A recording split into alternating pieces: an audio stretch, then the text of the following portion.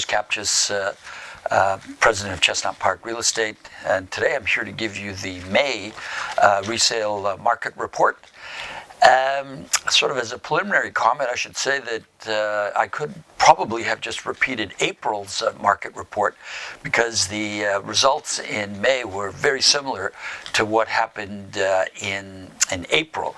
And as we mentioned in the April market report, we anticipated that in May we would see about 7,000 plus sales and that the average sale price would come in at about $1,150,000. As it turns out, we did just slightly over 7,000 sales in May, and the average sale price came in at $1,165,000. Generally, there's comparisons between a given month and the same month the year before. It's kind of pointless to be doing that this year because what's happening in the marketplace, particularly as far as economic factors are concerned, is very different than what was happening a year ago in the marketplace and the economy as well. A year ago, throughout 2023, up until the summer, the bank had kept its benchmark rate at 4.5%. People had adjusted to that rate. They'd become comfortable with it. They built it into their financial decision making, and psychologically, they were comfortable with the bank's stance up until the summer. As a result of that, the economy started picking up through the early parts of 2023. Inflation numbers went up, and at the same time, the real estate market really started picking up. All of those factors, particularly the real estate market doing exceptionally well, caused the Bank of Canada to reverse its policy and increase its benchmark rate in June of 2023 by 0.25%. And then it did it again in July, another 0.25%, taking the benchmark rate to 5%. That effectively killed the resale market. It had a psychological impact, and in addition to that, there was lots of rhetoric behind the bank's position at that time, threatening further increases if necessary to get inflation and ultimately the real estate market under control. Sure enough, the second half of 2023 was a descending market right into 2024. We're still struggling with that, and hence we see a similarity to most of the months over the last 2 or 3 months, and that's why I think that we're going to see a similarity, but for different reasons, heading into June. But what did happen in May? Well, first of all, the market was stronger than the numbers indicate, and I'm going to demonstrate that by pointing out what happened in the freehold market. And by freehold, I mean detached and semi-detached properties. Detached properties sold for $1,826,000 in the city of Toronto. Not only did they sell for that lofty number, but they sold in 14 days and at 104% of their asking price. Semi-detached properties in the city of Toronto sold for $1,416,000 in 13 days and for 107% of their asking price. Those are very strong numbers. They're almost like pandemic-like numbers. Why was the overall market weaker? Primarily because condominium apartments. They did not perform at the same level as freehold properties, detached and semi-detached properties. Average price for condominium apartments in the month of May came in at $730,000, but it took 25 days, unlike detached and semi-detached properties, which sold in 14 and 13 days, 25 days, and they sold for 99%, only 99% of their asking price. Why is that the case? Well, generally, it's the first-time buyers that are into the condominium apartment market. Yes, there are luxury apartments that sell for lofty numbers, but for the most part, we're looking at the first-time buyers who have relatively low household incomes trying to get into that marketplace.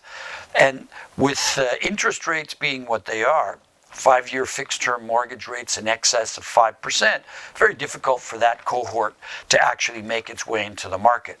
Fortunately, that market can account to up to 40% of overall sales, and as a result of that, it's a drag on the overall market, and hence the numbers that came in the month of May don't appear to be particularly robust. But again, it's a differentiation between freehold sales and condominium apartment sales.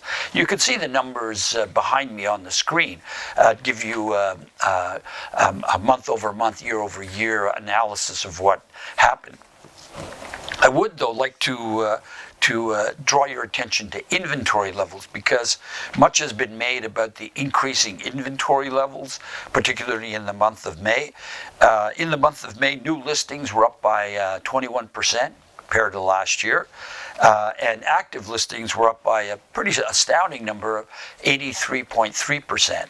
And as you saw from the chart behind me, those are fairly substantial numbers, bringing the total number of active listings by the end of the month to over 21,000. I would like to put that 21,000 plus active listings into perspective, because if we go back to pre-pandemic dates, you'll see that in May of 2018, there were 20,919 active listings. And then in May of 2019, there were 20,017 active listings. So effectively, inventory levels have gone back to pre-pandemic levels. Nothing to be concerned about. In fact, better for the market, more choice for the consumer, and ultimately, hopefully, some balance will be created in the marketplace.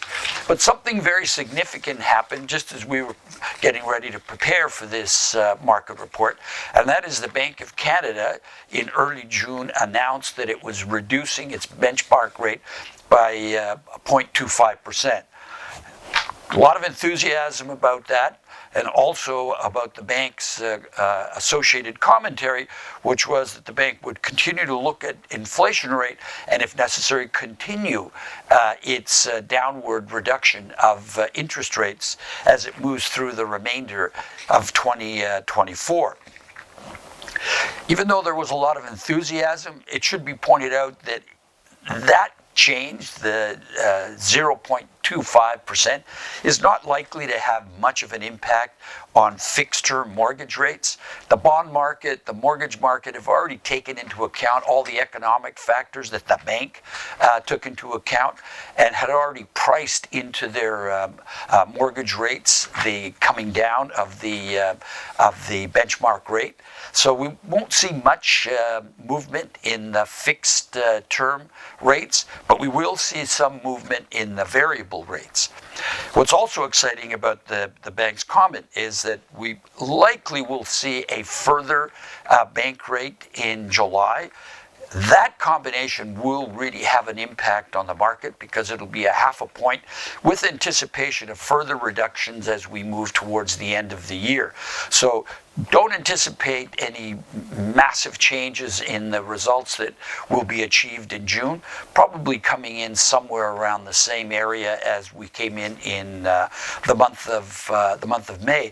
But I do anticipate, because of the psychological change, that some people who will be going into the market on a variable rate basis might drive average sale prices up in the month of June, and as we move through the remainder of 2024. Again, I must emphasize that the bank is giving positive messages out, which ultimately should have a positive impact on the market. We will see positive variances as we move through the second half of the year, because, as I mentioned earlier in this report, the second half of 2023 was dismal.